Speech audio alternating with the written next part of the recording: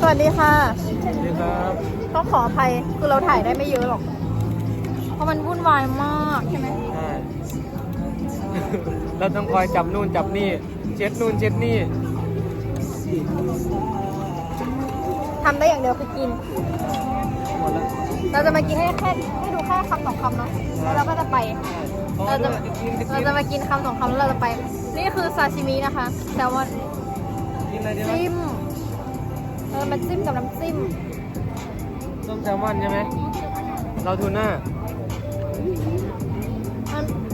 อันนี้คืออะไร ซีฟู้ดเขียว ไม่ใช่ ซีฟู้ด มันคือไม่ใช่น้ำจิ้มนะ แต่มันคือน้ำจิ้ม น้ำจิ้มน้ำจิ้ม อ่ะกินกับผักไหมล่ะ น้ำจิ้มนี่ผัดมันเราไปนี้เอาที่เอาไปนี้ โอเค ขอบคุณครับ เราไปนี้เลยต้องปากใหญ่ กินพร้อมกันแล้ว อ่ะ หนึ่งสองสาม ต้องผัดเข้าก่อนแล้วแล้วก็ ผัดแล้ว อืม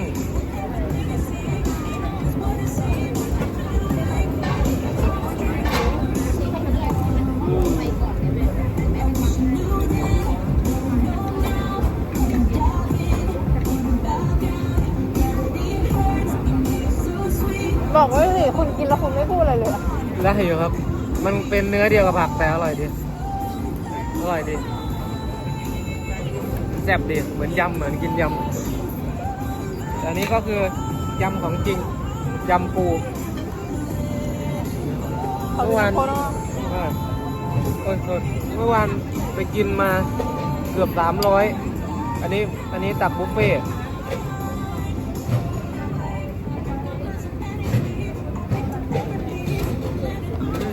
ขอครึ่งเดือน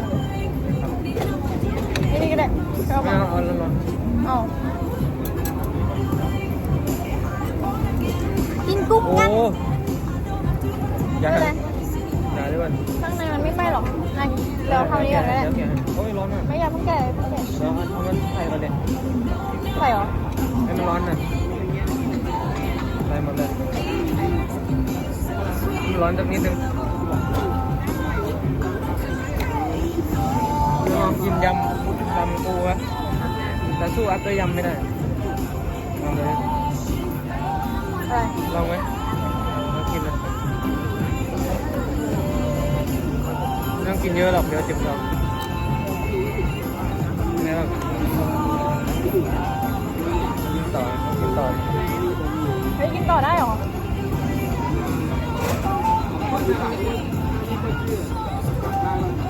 อร่อยไม่ต้องเกลียดเหรอ ไม่เอาแม่งจะได้ น่ารักอ่ะ แล้วเราเห็นไหมก็เจอกันไหมก็กินอยู่แล้ว กินเถอะกินเถอะ กินเยอะไม่ได้แล้วเจ็บท้อง ใช่ เออ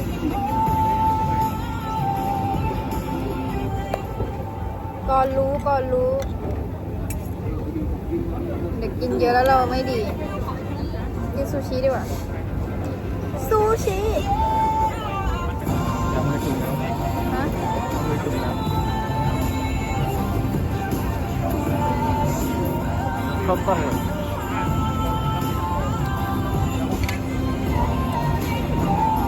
หน้ามันนุ่มๆอ่ะ เยอะดิ เวลาลงคงไม่เป็นไรหรอ ไม่แย่มากก็ได้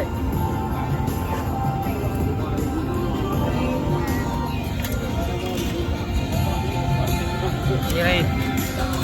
โอ้เกือบได้ละ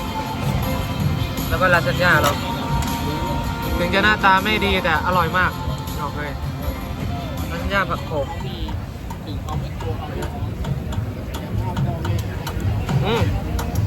ผักโขมกินผักโขมดีกว่าผักโขมอร่อย แล้วลาซานญ่า อร่อยผักโขมอร่อยมันเป็นเหมือนซอสสปาเกตตี้อะ ชอบอันนี้ชอบเหรอ ชอบใช่ไหมชอบผักโขมมากกว่าครับทุกคน ชอบอันนี้ ชอบอันนี้ ไม่เหมือนกันสักอย่างเลยเรา นึกกะเพรา ไม่เหมือนกันสักอย่าง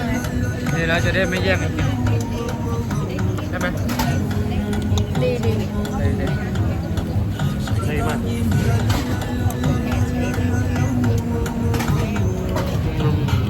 รักนะ รักเหมือนกันนะครับ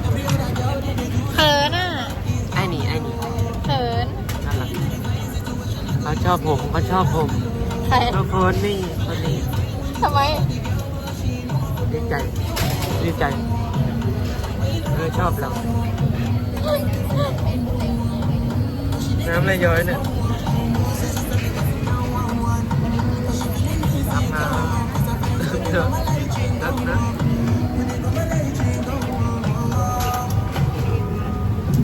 พูดจริงก็เนี่ย อะไรใคร พูดจริงก็เนี่ย อ้าวก็จริงดิ โอเคน่ารัก เออนะ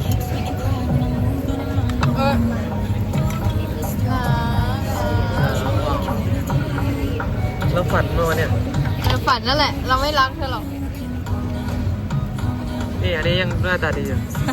เออ อ๋ออันเนี้ย อันนี้ยังหน้าตาดีอยู่ ใคร เออวาซาบิ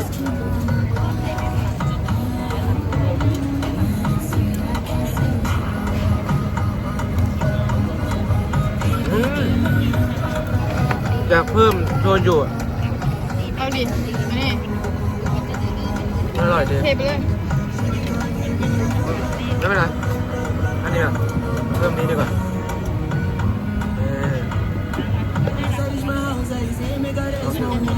เอาไหม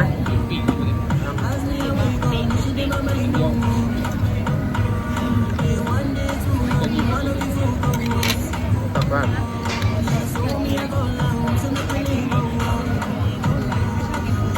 คือทุกชิ้นนี่คือ ของส้มปั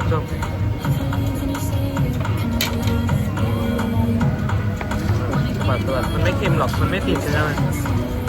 สติก็ไม่ดีเนาะ ส้มตายแน่ ให้เราเหรอไม่เอาไม่ อ่ะ เอา เอาเร็วในกล้องนะมาจับเองนะตายแน่เผ็ดแน่บอกเลย อร่อย เผ็ดไหม อร่อย